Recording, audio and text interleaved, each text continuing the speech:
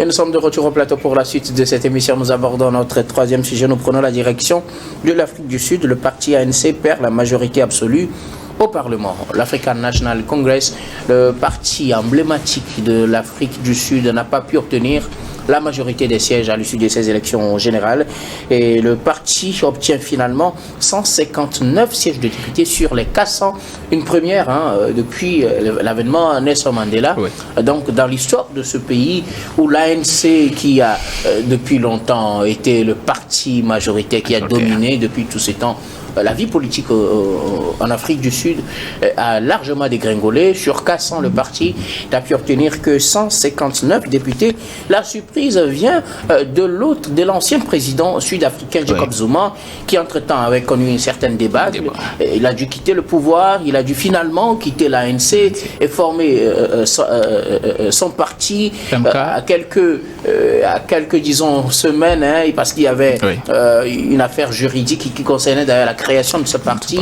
Malgré cela, du haut de ses plus de 80 ans qu'il est allé à ces élections, le monsieur arrive à s'en sortir avec 49 députés.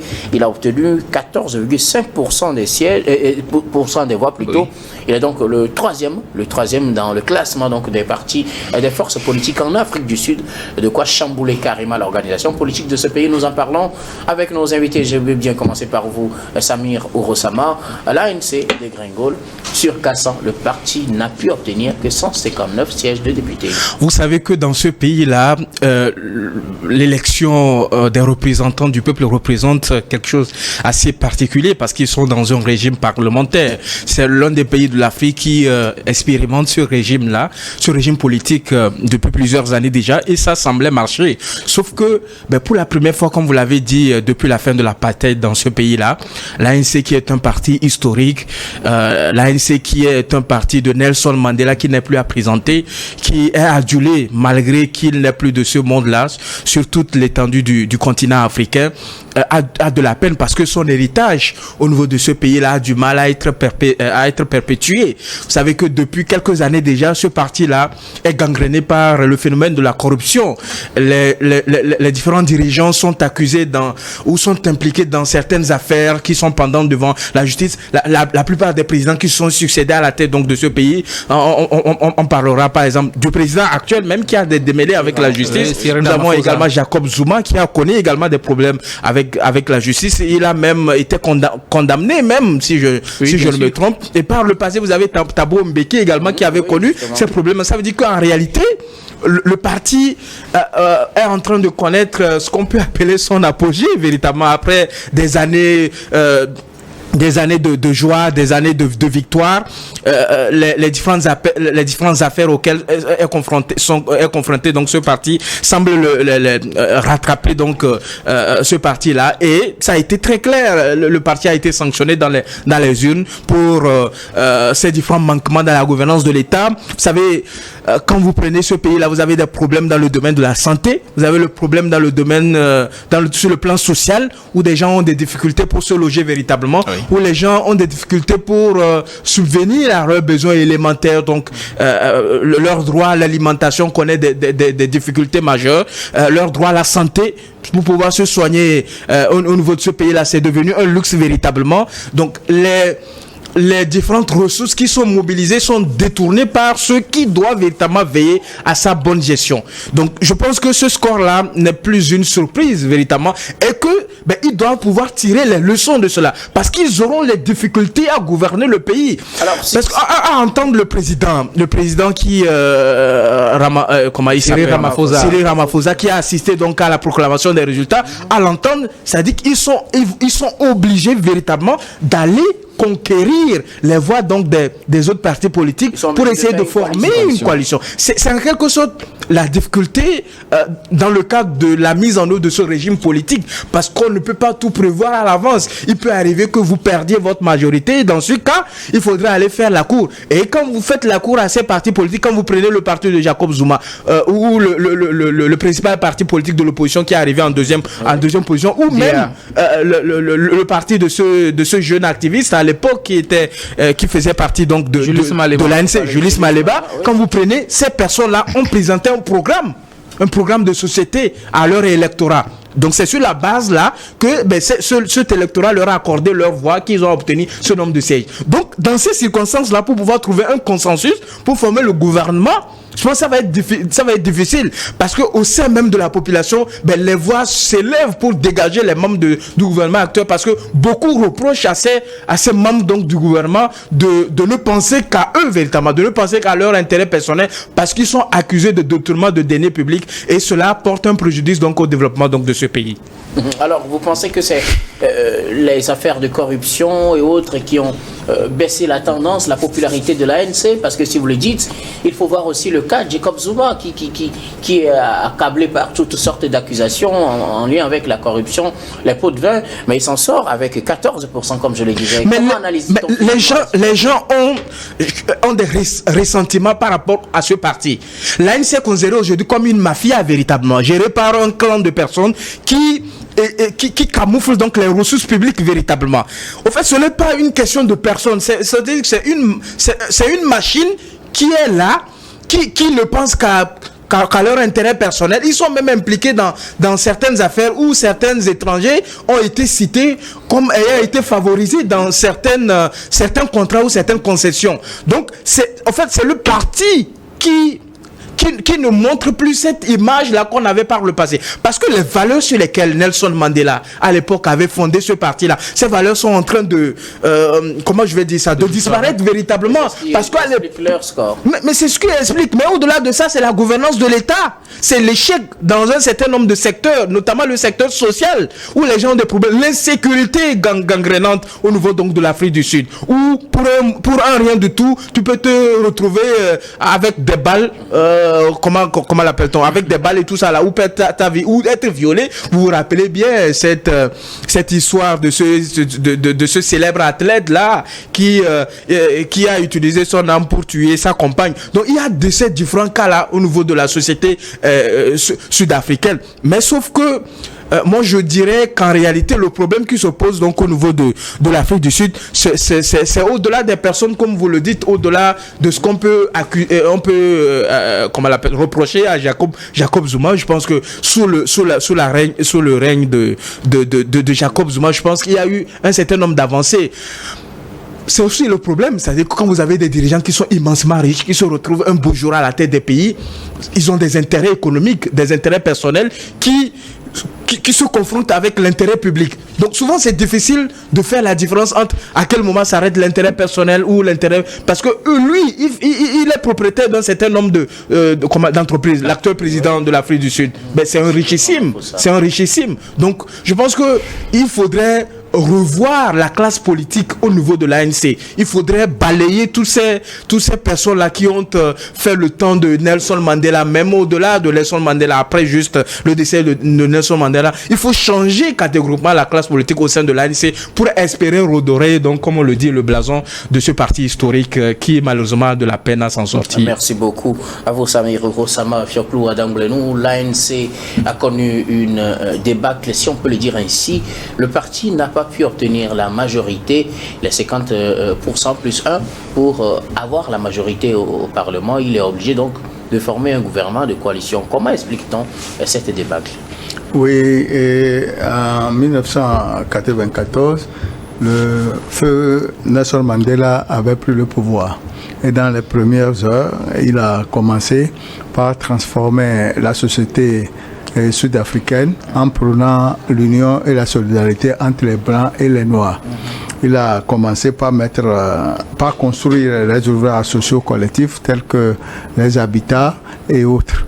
Mais malheureusement, suite à son décès, il a fait 1 an de pouvoir, ce qui veut dire en 1999, et Thabo Mbeki l'a remplacé. Suite à un vote de défiance, il a été remplacé par Jacob Zuma, qui s'est imbibé dans la corruption et dans le népotisme, le détournement de deniers publics. Il a refait sa maison à coût de milliards de dollars qui sont des deniers publics. Il a été remplacé par Cyril Ramaphosa. Aujourd'hui, la défaite de l'ANC au niveau de ces élections législatives est due à la corruption. 1. Au problème de santé, au problème d'alimentation et au problème des infrastructures, au problème de la drogue et au problème de santé, d'alimentation, tout ça, là, de la population. De la population. Okay. C'est les faits sociaux qui ont fait que ce résultat est obtenu. La population noire ou bien les militants de l'ANC ont rejeté le mode de gestion de l'ANC. Puisque aujourd'hui, c'est le président Cyril Ramaphosa qui paye le pot cassé.